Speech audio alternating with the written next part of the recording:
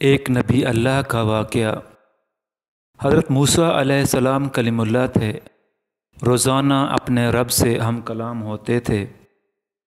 एक दिन अल्लाह रब्बुल इज़्ज़त की तरफ से हुक्म हुआ कि आए मूसा, जाओ और मखलूक़ खुदा में से अपने से कम को तलाश करके ले आओ।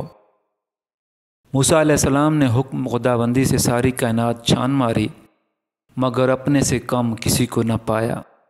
शाम को खाली हाथ लौटे। अल्लाह पाक ने फरमाया, आए मूसा, अगर आप एक बकरी के बच्चे को भी ले आते तो हम आपको नबुव्वत से महरूम कर देते। ऐ बंदा खुदा, किसी को भी अपने से हक़ीर न समझें। अल्लाह ने अपनी मखलूक में हर किसी को कोई न कोई खूबी ज़रूर दे रखी है।